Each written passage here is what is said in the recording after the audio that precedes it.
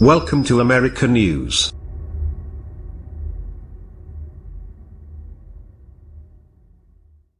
In the wake of the worst mass shooting in modern U.S. history, some say the nation could look to California, a state where previous incidents have sparked laws to combat gun violence, for guidance. I urge state houses across the nation to look closely at the work we've accomplished here, through the legislature and the ballot box, and act. Lt.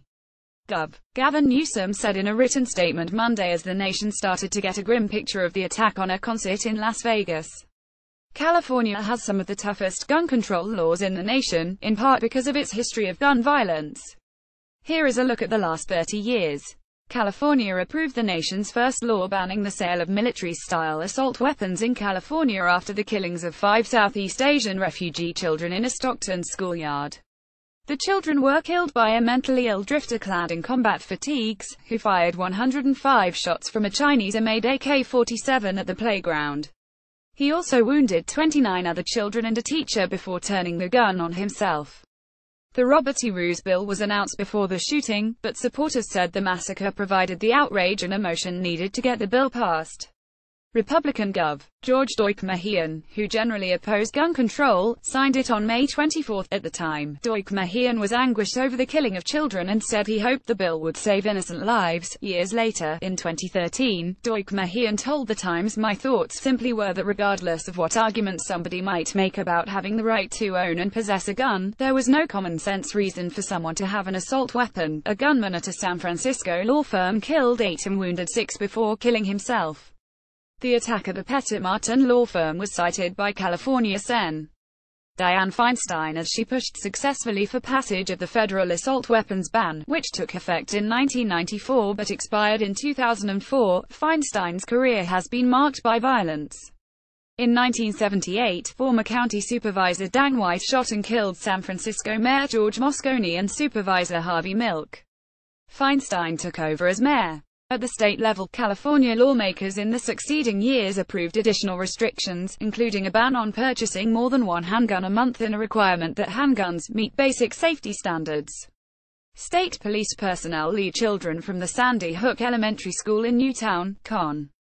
Shannon Hicks. Newtown B. Stricter gun controls were enacted in California after the 2012 shooting deaths of 20 students and 6 adults at Sandy Hook Elementary School in Connecticut and the murder of 12 people by a gunman in a Colorado movie theater that same year. Resulting laws include a prohibition on kits that allow ammunition magazines to be altered to hold more than 10 rounds and a 5-year ban on firearm possession by anyone who makes serious threats of violence to psychotherapists. A disturbed young man killed 6 UC Santa Barbara students and wounded 13 other people in a shooting and stabbing rampage in Isla Vista. After reports that the shooter's family had unsuccessfully sought help from authorities over concerns he might become violent, legislation was introduced and signed into law that allows the seizure of guns from people determined by the courts to be a threat to themselves or others. The measure allows family members or law enforcement officers to petition the court for a restraining order. Newsom, who is running for governor, authored a gun control ballot initiative partly in response to a mass shooting that left 9 dead at Umpqua Community College in Roseburg, or. The initiative, Proposition 63, requires a background check and Department of Justice authorization to purchase ammunition, prohibits possession of large-capacity ammunition magazines and establishes procedures for enforcing laws prohibiting firearm possession by certain people, including felons. At the same time the initiative was moving forward, California lawmakers introduced 6 gun control bills in response to the terrorist attack in San Bernardino that left 14 people dead. The measures included a ban on large-capacity ammunition magazines, a requirement for background checks on those buying bullets, and new restrictions on semi-automatic rifles. Gov. Jerry Brown signed them into law on July 1, 2016, saying at the time in a statement, "My goal in signing these bills is to enhance public safety by tightening our existing laws in a responsible and focused manner, while protecting the rights of law-abiding gun owners." California voters in November 2016 approved Proposition 63, which earned 63% of the vote. Senate leader Kevin De Leon de Los Angeles, who authored some of last year's bills, said Monday that he hoped the Las Vegas massacre would convince national leaders to follow California's lead. California has learned its lesson and taken steps to ban military-grade weapons and large-capacity magazines, De Leon said. I hope that Congress will consider the casualties of its cozy relationship with the gun lobby and finally find the courage and independence to stand up to them. Craig J. Deluz, a spokesman for the Firearms Policy Coalition, pet gun owners' rights group, denounced political commentary about gun control.